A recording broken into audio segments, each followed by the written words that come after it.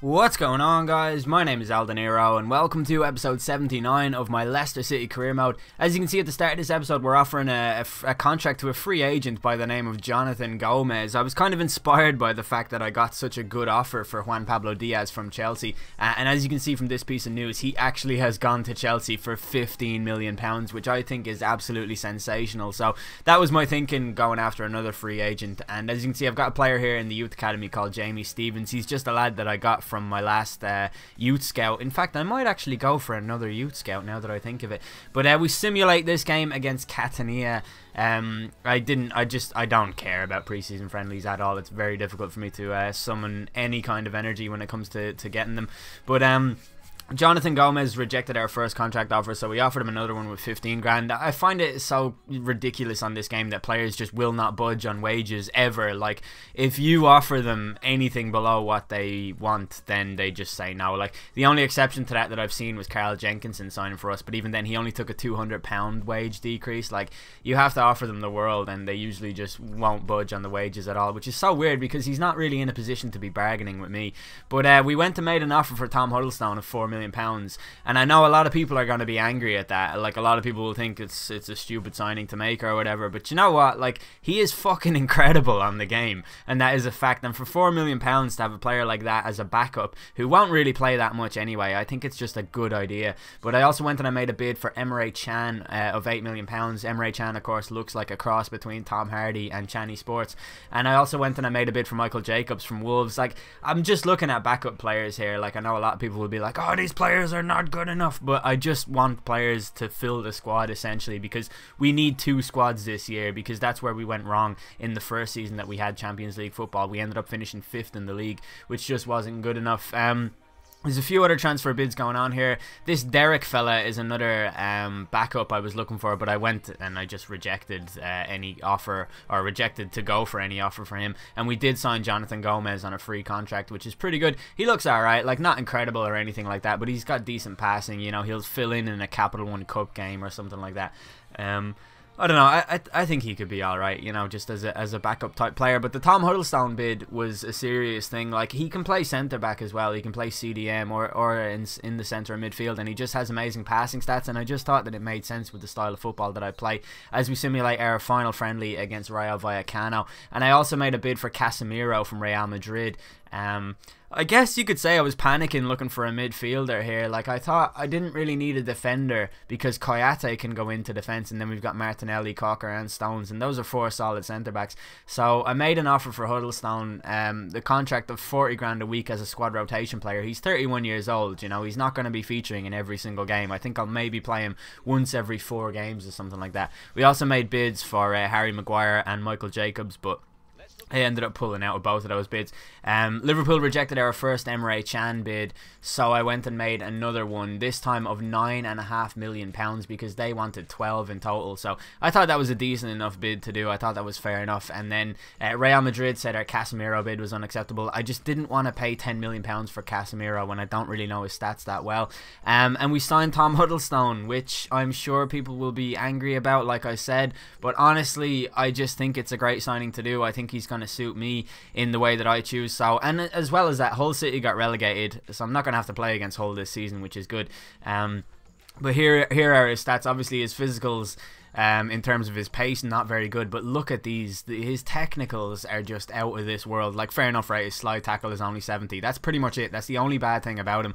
And after that deal is wrapped up, we go into our first game of the season. This is against Arsenal in the Community Shield. It's our first ever visit to Wembley, which is absolutely brilliant. It's the first time I've ever played in this fixture. I've never played the Community Shield before, not to my knowledge anyways. And it looks like I don't know, it used to be called a Charity Shield. That's what I kind of know it as. But it was really good for me to get a trip to Wembley because I never thought that I would. I don't know why I said that. It's not real life, Eldeniro. It's just a game. But we're playing against Arsenal. Arsenal, they were the winners of the FA Cup, and as you can see, they've gone with a pretty strong starting 11. We've not really gone with too strong a team. You know, we've got Martinelli and Stones. I don't think that's my best centre-back pair, and Jenkinson instead of Byram. Tom Huddlestone in midfield as well, just because I wanted to laugh at how ridiculously huge he is, and how just it is not a representation of any human in the world how big he is. But in the 5th minute of the game, Theo Walcott scored from a short corner kick, and it's funny because in the 5th minute of the last game where we played against Arsenal, they scored from a short corner as well. That time it was Jack Wilshere, but we came forward 10 minutes later with Villalba's shot being saved, and then 15 minutes after that with Villalba on the ball once more as he runs at the tight Arsenal defence to try and get anything going, and he gets a decent enough shot away, and the goalkeeper was there to save it. I believe it was Chesney in goal. One thing I found really ridiculous and stupid about the Community Shield was that in this game you don't get 5 or 6 substitutes like you do in real life. You only get the 3. Like, what's the point? Like, what? Oh, just this game is so stupid. But Huddlestone's pass to Villalba in the 50th minute saw his shot go pretty close before the goalkeeper tipped it over. Then in the 57th minute, Arsenal came forward with Santi Cazorla on the ball, crossing it in towards Danny Welbeck. Butland came out to punch, and Ramsey's shot strikes the post before eventually being cleared by John Stones. Then we come up to the 62nd minute with Danny Welbeck tearing down the right hand side of the pitch. He gets around Stones really easily and passes it into Ramsey, who should really have dispatched that into the back of the net, or at least found a pass to somebody who could have done so, but thankfully we were still holding on. And in the 65th minute, Ramsey comes forward once more with his cross finding Walcott, whose header goes just wide of the post from a really awkward kind of an angle. Then in the 71st minute, we got a proper attack going as the ball comes into Villalba. I believe it was Benzia who played the pass through, and Hector Villalba manages to find the back of the net from there, and he opens his account for the season, as they say, and gets his first goal with a really nice tidy finish from a pretty basic kind of a move. And it was really good to get that going, because I was a little bit worried that Arsenal would win, and I wanted this silverware. I don't really care what it is, how important it is, how prestigious it is. Any kind of silverware is pretty good for me. And Villalba got another shot in the 76th minute, which was saved by Chesney, and then Zuccolini had a shot in the 78th minute, saved by Chesney. But we were getting closer and closer and closer. I was a little bit alarmed with how many shots that Villalba was missing, like this one here. But the game ended after 90 minutes and went straight to penalties. No extra time in this fixture. So Aaron Ramsey stepped up to take the first penalty for Arsenal. He finds the back of the net going straight down the middle, which kind of infuriated me.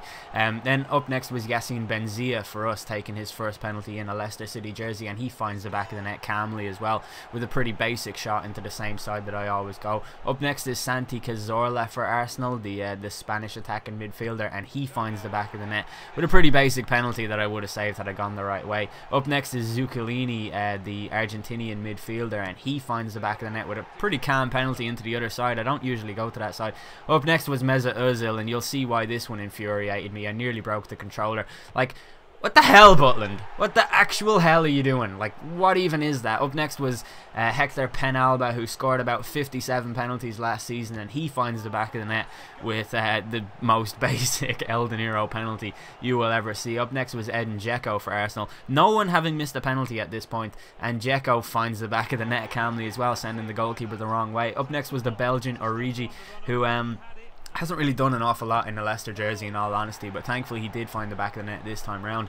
And the pressure was on Alexis Sanchez at this point, as he steps up against Jack Butland, and he chips the penalty straight down the middle, and Butland punches it away with those gloves that actually look like, you know, the rubber gloves that you use for washing dishes. That's what those yellow gloves look like. I hate seeing them on a goalkeeper.